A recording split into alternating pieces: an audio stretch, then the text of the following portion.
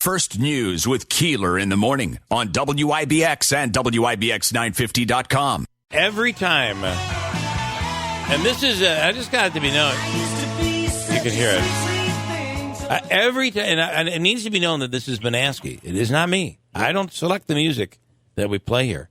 Every time Tony Picente comes on, you play the bumper that includes No More than Mr. Nice Guy. Every true. time. That's not true. I don't know why that is.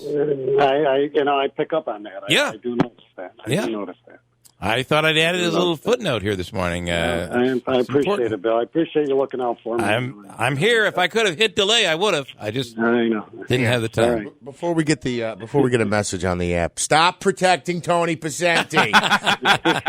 Stop carrying his water. Yes, boy, my back is killing me.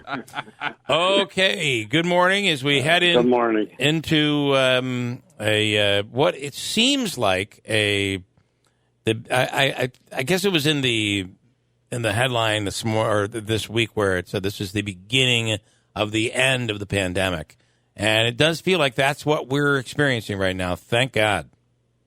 It does, and I would caution. We felt pretty good last summer too when numbers started dropping, and although we did not have the vaccine, and that's the difference this year and difference this weekend or as we go into it. So, and the numbers, are down.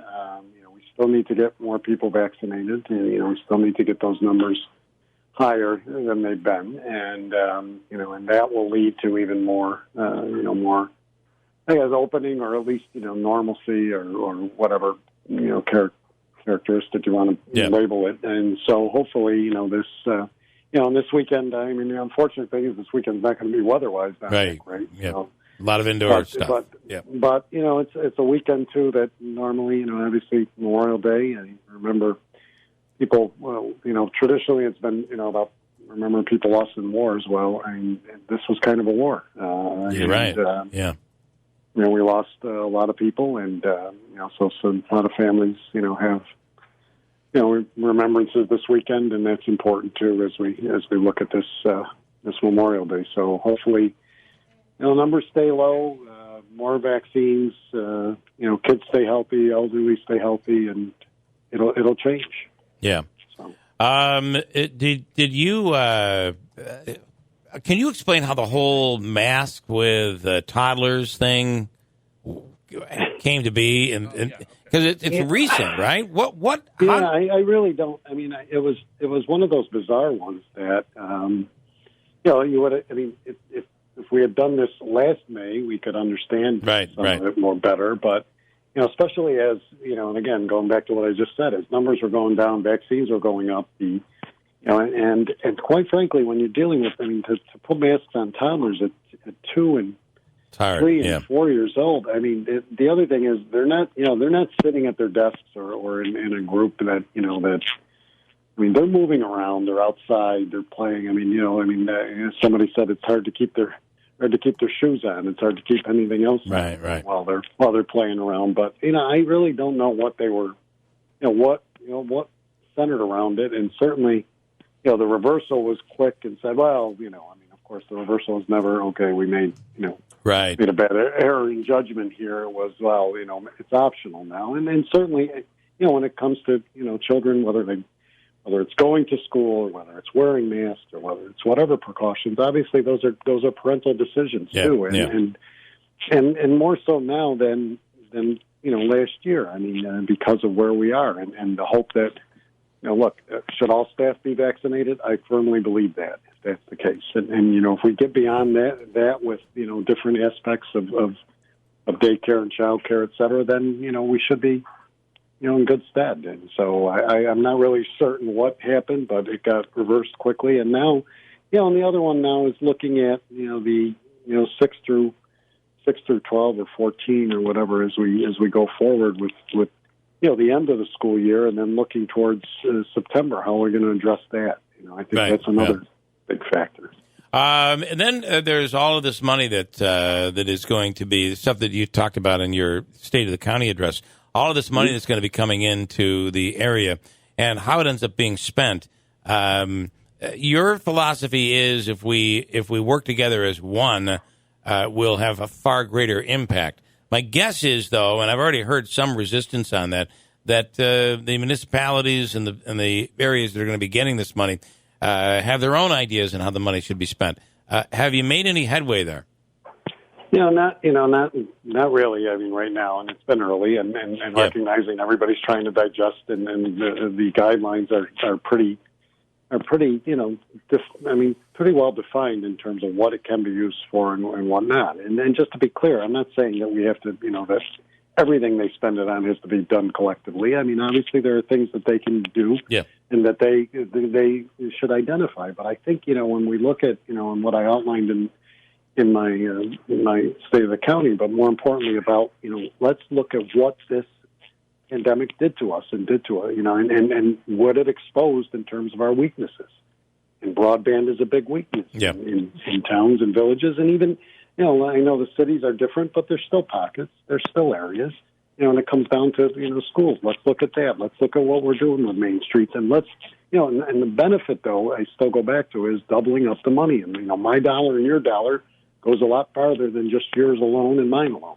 Right. And, if we could do that in some of these ways on Main Streets, on broadband, and look on business recovery and tourism, let's look at how we're, how we can do that. And then everybody benefits, because that turns around into the revenue that we lost, the sales tax that we lost, the occupancy tax that we lost, the businesses growth. I mean, I just look at it as, and again, I understand everybody's got decisions to be made, and I'm not saying that, listen to me only. I mean, it's really about, we can do a lot partnering together, and you could still do, there's still a lot of money out there for everybody, that they could still do what, certain projects that they, that they see necessary in their town or village. And if there are things that, town, village, city that, you need help with, then tell me, and we'll do that together. So, everybody has, I know that,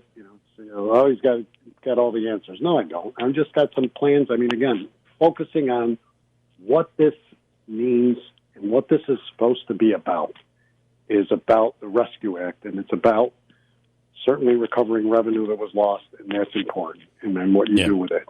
But then about what do you need to fix, what needs to get done that the pandemic impacted and that you couldn't get done. And we got a lot of projects out there, too. Right. So. Speaking of projects, I knew that the target was month of June, maybe to be able to get Nexus back up, the construction going again.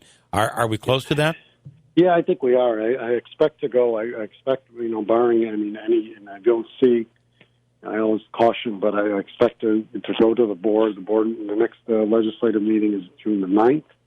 I expect to have in front of them a package, that will move the commitment and the funding for the debt service forward, so that the aud can move and we can reinitiate or restart, or whatever terms you want to use to get that construction back on track. So I'm still confident that we're doing that. The aud authority's been great, and Mohawk Valley Gardens, Rob has been great, and so we're our goal is let's get it back up and running, and I think we're there. You've got to go to the board before you bond, or is that reversed? We're not bonding. The aud is bonding. I have to go to the board to enact an agreement to support the bonding, and further back that if there's the caveat if for some reason the aud because the aud is limited in revenue and bonding capacity, and if our commitment has been if the aud authority slips on on not making their share. Right now we're almost like an equal share. We're giving a little bit more out of the bed tax than they are from the aud authority on the bonding indebtedness on a yearly basis. And if something should happen, the county will pick that up. So the agreement has to go to the board, the legislators, to commit those dollars and to commit that recurring revenue stream. All right. To the aud. That's why I need to go to the board. Andrew, did you? It's a different topic. We had a caller that had called up and asked if there's any progress on the investigation and if any information will be released about the dance studio incident. Oh, yeah. I do know that there will be information released on that in the next couple of days. Oh, the next couple of days. Probably the beginning of the week. We'll release what we had discovered. All right. And then I do have. There's been a lot that this has been so difficult on landlords, and this would have to come from the state, I would imagine. But it's almost as if the tenants have been given an opportunity to, in some cases, not pay their rent for a year now, and yet these landlords have to keep these properties paid up and continue to pay taxes. Do you feel there's going to be some relief coming for landlords? There is, and it's gonna finally the money. We got money a couple months back, and everybody says, "Well, what are you doing with it?" Well, we couldn't move it because between the state and the feds, they didn't issue guidance. I always talk about that, and so you're stuck, with a funding stream, but no place, nothing to do with it. Yep. So now they did open up the portal in terms of the guidelines of and that will open up on June the 1st. And we're going to have, again, more on that next week, so that we can hit the ground running, and we're poised and ready to get that money out the door. It is incumbent upon the landlords to get the information. Again, it's not just a matter of us moving money. It's a matter of them complying with the directives. So we'll work with them. We'll establish help for them in order to get that done. But they will be. We'll give relief to those landlords starting June 1st. There's millions of dollars out there, across the state, and even in our own community that has been lost or not lost, but held up and not paid. So it's our interest to get it out the door too. All right, County Executive Anthony Picente, we appreciate it. A little different message we're giving this year before Memorial Day than last year. Yes, it is. And look, let's not forget the people. I was at a ceremony last night in which we recognized, and it was about the 400 plus people that had passed. The Council did it. It was a very nice little ceremony at Proctor Park, and I think coming into Memorial Day, that's important, and it's important to keep to remain